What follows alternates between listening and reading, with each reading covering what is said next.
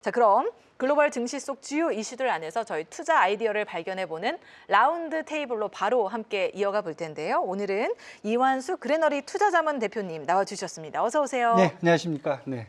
대표님, 네. 어떻게 이렇게 적절한 시기에 또 저를 찾아와 주셨습니다. 네, 그러니까요. 오늘 마침 히토류 관련 이야기를 그렇죠. 너무 해보고 싶었는데요. 뭐 네. 중국에서 이제 히토류 카드를 다시 일본에게 꺼내들기도 했고요. 네. 네, 그래서 오늘 관련 이야기 흥미롭게 좀 풀어주시면 좋을 것 같습니다.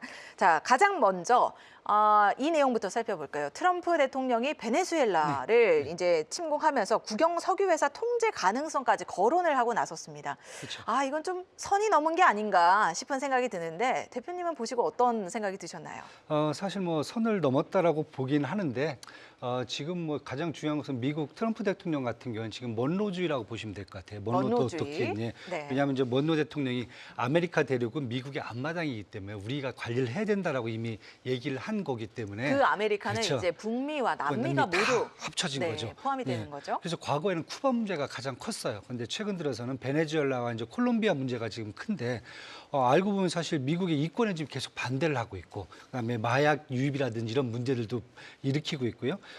최근 들어서는 또 여기다 그린란드까지 사실 먼로주의로 또 끼어 넣으려는 그런 트럼프 행정부의 느낌이 그러기에는 보이거든요. 그린란드가 좀 멀리 떨어져 있는 것이 멀리긴 아닌가. 한데 네. 대륙으로 이렇게 쭉 보면 위까지 있어요. 네, 그렇게 네, 얘기를 하고 네. 있거든요. 그래서 이제 베네수엘라가 사실 이번에 미국의 반기를 계속 들고 있었던 이유 중에 가장 큰 이유가 하나가 뭐냐면 원유거든요. 그러니까 원유 매장량 자체가 사우디와 비슷할 정도로 전 세계에서 1, 2위를 다투고 있고요.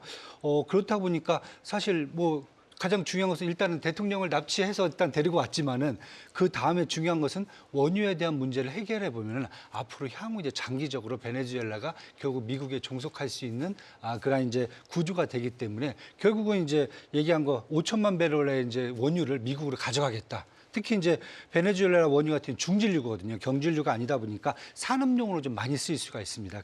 그리고 미국 같은 경우는 사실 셰일가스 위주로 됐는데 이것은 사실 산업적 용도가 크진 않거든요. 그러다 보니까 미국 내 전반적인 정유 시설도 중진류에 적합하다 보니까 최근까지는 캐나다 원유를 좀 중진류를 많이 갖다 썼는데 이 부분을 베네수엘라 중진류로 갖다 쓰게 됐을 경우에는 가장 좋은 점이 뭐냐면 미국 내 인플레이션을 완화시킬 수 있다는 거죠.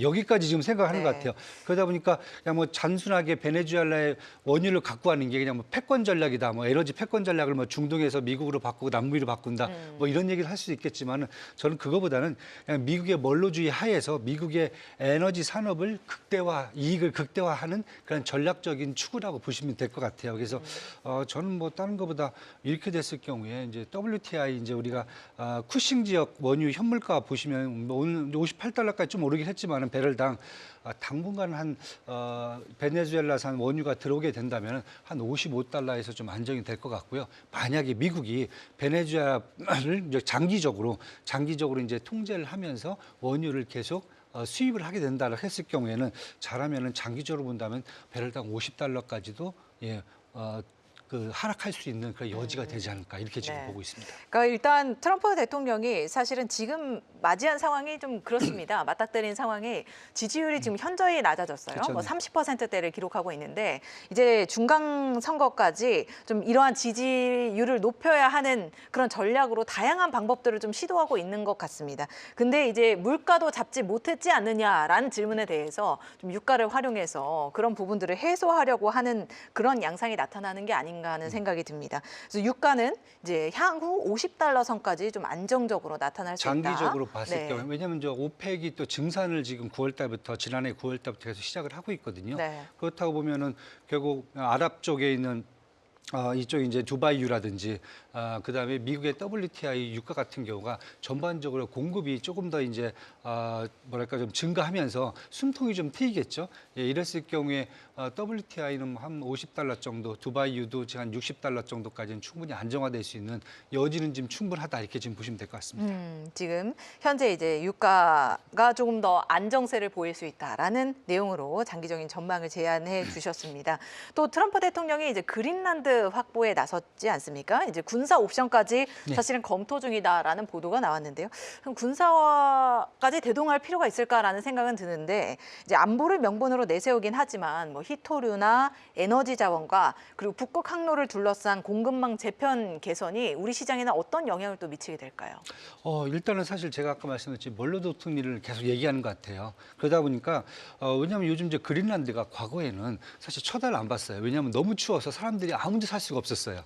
근데 지금은 기후 변화 때문에 그린란드가 사람이 살 수 있는 그러한 지역으로 바뀌었거든요. 그러다 보니까 미국 아메리카 대륙 바로 위가 사실 그린란드이기 때문에 우리 쪽에서 봤을 경우에는 이건 멀로 독특리에 해당한다라고 지금 쉽게 해서 우기는 거죠. 우기는데 그렇죠. 붙어 있기만 하면 그렇죠. 네, 붙어있기만 하면. 근접하기만 하면 네, 다 자기 네. 거니까 이제 이런 식이 돼 있는데 사실 그 이후에는 뭐 살 수 있는 지역이 됐지만은 안보상 이유도 있지만은 천연자원 특히 히토리라든지 원유 생산까지 가능하거든요. 이걸 좀 보고 있고 그다음에 북극 항로를 통해서 북유럽이라든지 아니면 중동 지역이라든지 이런 쪽에 쉽게 아프리카까지 쉽게 접근할 수가 있거든요. 그래서 이런 부분들이 이제 가장 크게 적용을 하는 거고요. 이번에는 군사 작전까지 얘기했던 것은 다른 게 아니라 그린란드 같은 경우는 덴마크 왕국에 속한 자치령이거든요. 자치령은 이제 1979년에 자치권을 획득했어요. 그러니까 어떻게 보면은 그린란드 자치권 내에서 우리가 덴마크령을 버리고 미국령으로 가겠다라고 하면 또 쉽게 또 해결이 돼요. 잠시만요. 이거는 뭐 거의 역사책을 한번 네. 뒤엎을 만한 사건이 되지 않겠습니까? 자치령이라는 건 뭐냐면은 그 자치권을 가진 사람들이 그렇죠. 자기들이 선언을 할 수 있어요. 투표를 통해서 우린 미국으로 갈 거야. 그러나요? 이게 네네. 가능합니다. 하와이라든지 이런 데가 넘어갔듯이 똑같아요. 그러다 보니까 미국 입장에서는 잘 됐다. 그러면은 군사적으로 압박까지 가해주는 거죠. 그래서 유럽 세력들이 앞으로 자기의 주장을 못하도록 미리 지금 선수를 치는 그런 전략적인 요소가 되게 강합니다.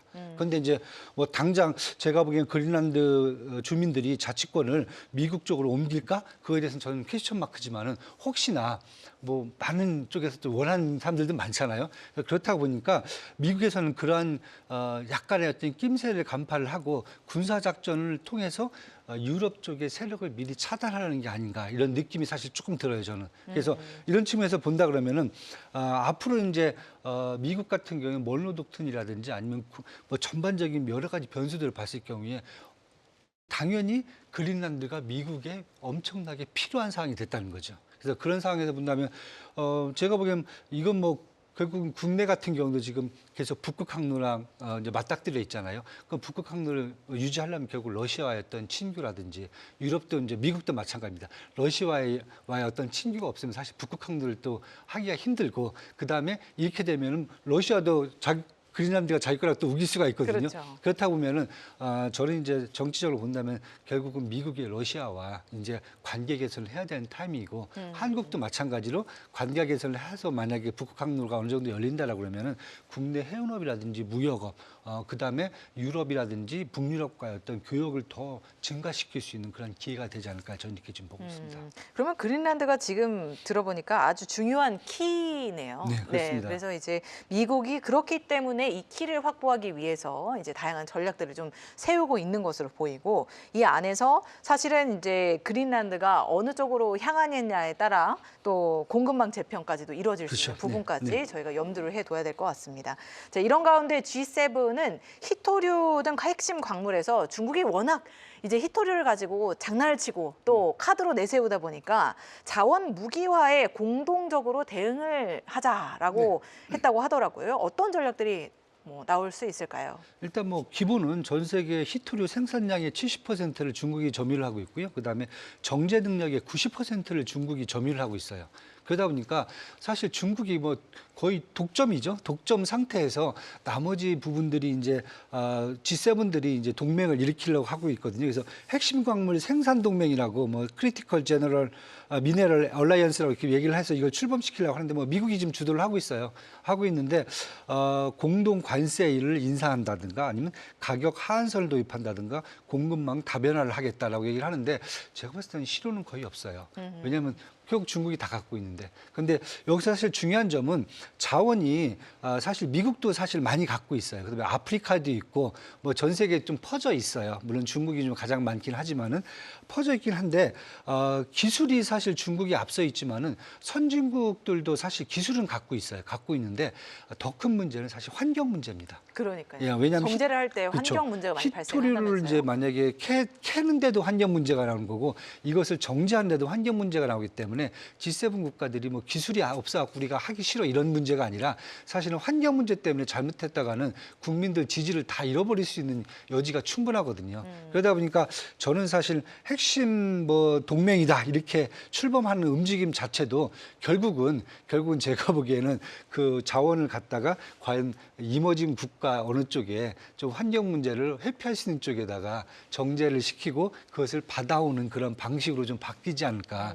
이렇게 지금 보고 있기 때문에 그렇게 본다면 사실 국내 같은 경우도 아직까지는 조금 좀 미흡하긴 하지만은 히토리 관련되어 있는 기업들이 조금 더 혜택을 좀 보지 않을까. 왜냐하면은 저희들이 뭐 포스코 홀딩스라든지 뭐 기타 많은 기업들이 이머징 국가 인도라든지 뭐 페루 이런 쪽에다 공장이라든지 정제 마진이 가능한 생산 라인을 다 구축하고 있기 때문에 이런 기업들 위주로 아마 중장기적으로 봤을 때는 좀 효과가 나타나지 않을까 이렇게 좀 보고 있습니다. 네.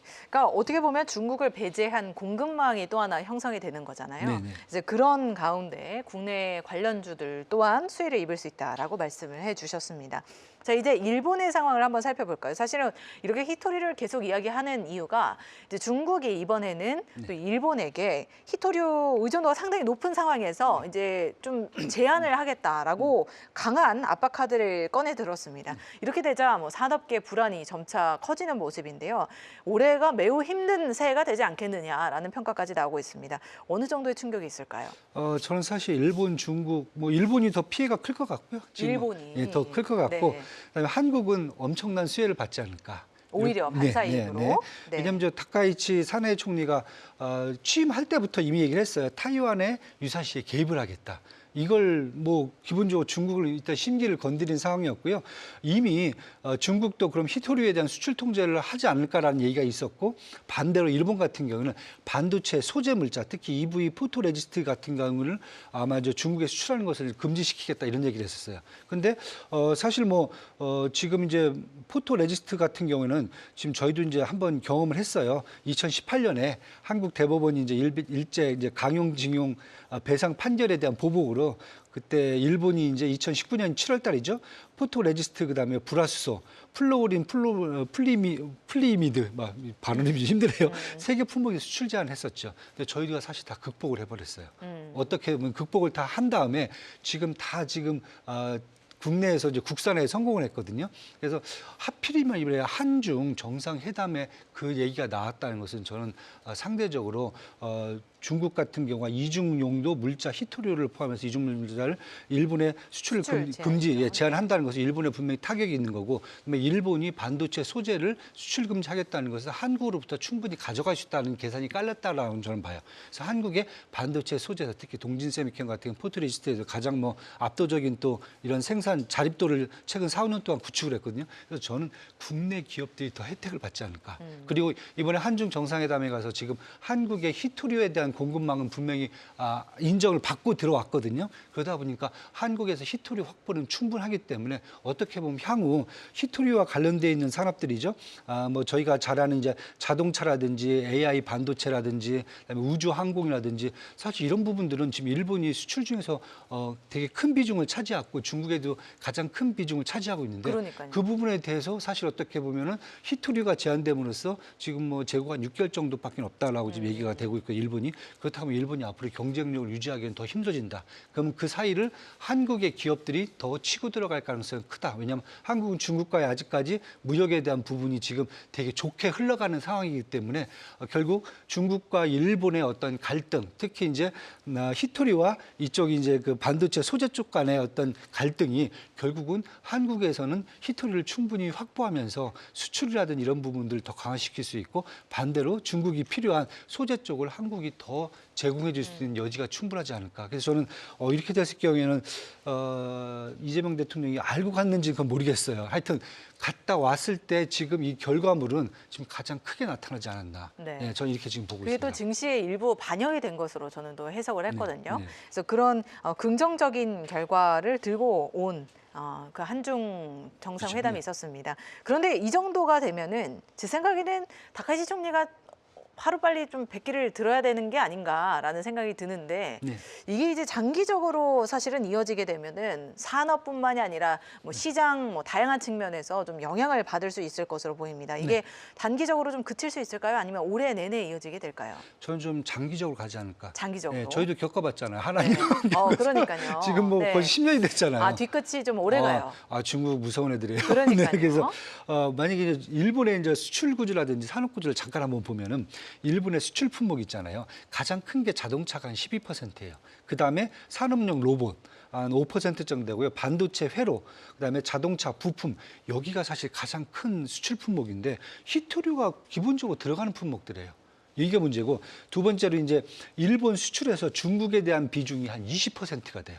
그다음에 이제 미국이 한 19%가 되는데 중국의 20% 비중이 아까 말씀드린 그 품목들이에요. 그러면 결국은 중국 입장에서는 일본산은 이제 수입을 안 해도 된다는 거죠. 그렇죠. 그럼 이제 그걸 누가 메꿔줄 수가 있겠습니까? 한국이죠. 저 한국이라면 네. 보는 거고요. 반대로 이제 그 일본에서 이제 수입할 때 중국으로부터 수입하는 것은 한 21% 정도 중국에서 수입이 가장 크죠. 가장 큰 교역국인데 중국부터 수입하는 것은 사실 소비재 쪽이 더 강합니다. 히토리라든지 이런 부분들이 강하기 때문에 어떻게 보면 일본에서 본다면은 이렇게 보면 일본 산업에 가장 큰 타격이 지금 들어오지 않을까. 왜냐하면 수출하는데도 문제가 돼 있고 국가 산업 경쟁력도 까먹을 수가 있을 것 같고 그래서 이 정도가 된다라고 그러면 아마 올해 이 부분이 장기적으로 이어진다라고 하면은 일본의 GDP 성장률이 한 1% 정도는 깎이지 않을까라는 지금 1%까지요? 이래서 네. 1.5%까지 그렇게 지금 크게 상당히 충격을 큰.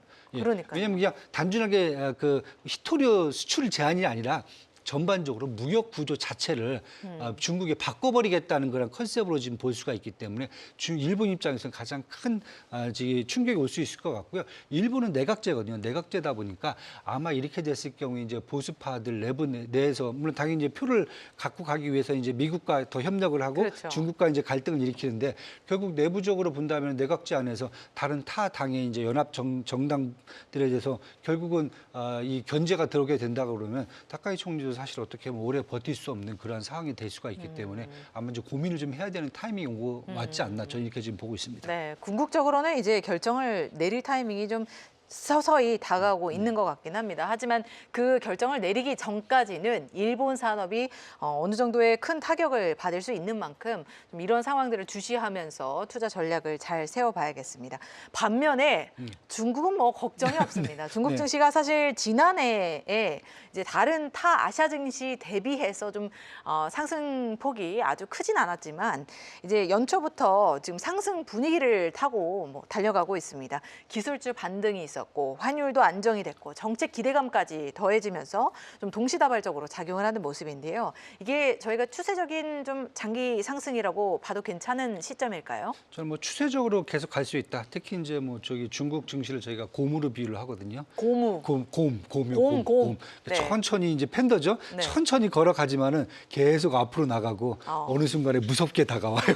묵묵하게 묵묵하게 다가가다가 뭐 지금 그런 상황으로 저는 인식을 하고 있고요. 일단 가장 큰 게 연초부터 매크로 상황이 안정됐다는데 가장 큰 무게를 둬야 될 것 같고요. 이 부분이 장기적인 트렌드를 이끌어 갈 수가 있다. 왜냐하면 이제 미국과의 관세 정상에서 결국 안정화 단계예요. 결국 관세 30%대 10%, 뭐 처음에 100%, 200% 얘기다 결국은 30%거든요. 저는 올해 안에 만약에 그 유예 기간 끝나고 나면 한 20%까지 더 떨어질 것 같아요. 지금 미국 입장에서는 아쉬울 게 많거든요. 그렇다고 그다음에 인플레이션도 지금 뭐 저쪽 그 베네수엘라보다 러시아라든지 아니면 이란산 원유를 더 많이 쓰기 때문에 인플레이션이 되게 안정화돼 있어요. 거기다가 환율도 지금 달러당 7위안 아래로 지금 강세가 갔고요.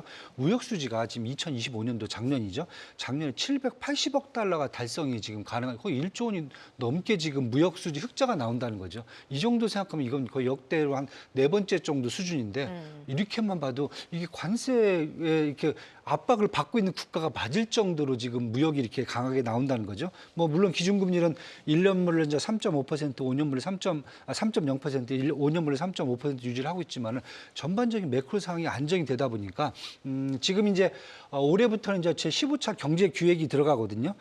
이미 이제 공산당 20기 이제 중앙위원회 4차 회에서 발표가 됐어요. 지난 10월 달쯤에 이제 15차는 어떻게 가겠다. 뭐 내용이 이제 내수 중심의 성장, 그다음에 기술 자립 강화, 특히 이제 AI하고 양자 컴퓨터, 바이오 뭐 이런 얘기를 했고요. 첨단 산업도 육성하고 미래 성장을 동력을 확보하겠다라고 얘기를 하면서 지금 시장에서 되게 기대감이 커지고 있어요. 물론 이제 이게 올해 이제 3월 달에 정협이라든지 전인대를 통해서 확정을 짓고 나면은 아마 정부가 적극적으로 이제 이 정책을 추진할 수가 있기 때문에 어떻게 보면 매크로 상황도 안정화되고 그 정부의 정책적 지원이라든지 아니면 산업에 대한 전반적인 이제 기업들의 어떤 이익 수익 구조라든지 이런 부분도 되게 좀 그림이 좋게 나오기 때문에 저는 연초부터 시작된 이제 뭐 글로벌 반도체 AI 산업, 로보틱스 그다음에 우주항공, 제약바이오 랠리에 아마 중국도 앞장서서 갈 수 있는 그런 기회가 되지 않을까 이렇게 지금 보고 있습니다.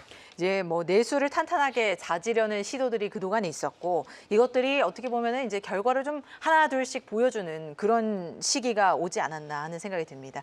자, 이렇게 다양한 내용들을 살펴봤는데요. 결국에는 저희가 투자 전략을 세울 때 올해 그래서 미국 증시에 투자해야 돼요. 아니면 아시아 증시에 투자해야 돼요. 그리고 네. 아시아 증시 안에서도 어떤 국가에 주목을 해야 됩니까? 인 것 같아요. 대표님은 어떻게 보시나요? 일단 뭐 큰 흐름으로 본다면은 뭐 국내 연초에 뭐 반도체가 엄청 세게 가잖아요. 삼성전자, SK이니스가 뭐 잘하는 것도 있지만은 사실 지금 1월 시작되자마자 글로벌 반도체 AI 산업 랠리가 뭐 미국, 중국 뭐 지금 다 일어나고 있어요. 그러니까 그만큼 저는 이제 올해 같은 경우에는 AI 밸류 체인에 우리가 글로벌 밸류 체인이죠. 글로벌 밸류 체인에 이 글로벌 증시를 좀 지배하지 않을까. 특히 이제 인프라 쪽에서는 반도체가 될 거고요. AI 사회 쪽에서는 뭐 데이터 센터, 로보틱스, 자율주행, 통신, 우주항공 뭐 이런 쪽도 가능할 거고요. 지원 분야 쪽에서 본다면 에너지라든지 소재 쪽도 사실은 이제 AI 밸류체인에 들어가야 된다고 지금 보셔야 될 것 같아요. 그렇다면 이 섹터가 만약에 전반적으로 올해 시장을 이끌어간다라고 봤을 경우에는 그렇다면 결국 아직까지는 미국이 산업을 지배를 하고 있어요. 아니, 잠시만요. 대표님 저희 아시아 증시입니다. 네. 네, 그래서- 아시아 증시 라이브예요. 네, 그래서 네. 일단 미국이 먼저 저는 일단은 하이퍼스케일들 미국이 끌고 갈 거고 그 다음에 관련된 아시아 기업들한테도 자금 유입은 그 다음에 될 수 있다. 그래서 저는 그런 측면에서 본다면 아시아 기업들도 미국에는 그래도 일단은 못 미치지만은 충분히 혜택을 받을 수가 있기 때문에 제가 아시아 증시에다가 다 투자를 바꿔버려서 이렇게 말씀 못 드리겠어요. 그래서 미국 일부를 가져가시고 맞습니다. 그 다음에 또 중요 부분들에 대해서는 아시아 기업들 관련돼서는 갖고 가시면 될 것 같고요. 이 부분이 지금 가장 크게 올라온 데는 저는 한국하고 중국이라고 봐요. 그렇다고 보면은 한국, 중국에 더 관련돼 있는 AI 밸류체인들 투자하시는 게 더 좋을 것 같고요. 만약에 제가 보기에는 뭐 국내에서도 15,000피 얘기를 하지만 뭐 저는 뭐 6,000피까지 가능하다고 보는 사람이기 때문에 6,000피. 네, 6,000피까지 네. 올해 안 네, 올해 아니죠. 거죠? 네, 그런데 네. 그 핵심은 외국인 매수세요. 저는 개인들의 기관 개인보다는 외국인들이 이러한 밸류체인에 따라서 아시아 증시로 돈이 들어올 수 있다고 보기 때문에 그렇다고 6천까지 이상 보니까 결국은 제가 미국을 버리지 마시고 미국도 갖고 가시면서 아시아 증시의 AI 밸류체인을 계속 끌고 가시는 게 아마 네. 올해 가장 큰 성과가 좋지 않을까 이렇게 지금 보고 있습니다. 네, 큰 틀에서는 글로벌 AI 밸류체인에 주목을 하면서 미국을 비롯해서 아시아 시장 그 안에서도 한국과 중국을 주목해 보시면 좋을 것 같습니다. 자, 오늘 이야기는 여기서 마무리하도록 하겠습니다. 지금까지 이완수 그레너리 투자자문 대표와 함께했습니다. 오늘 말씀 고맙습니다. 감사합니다.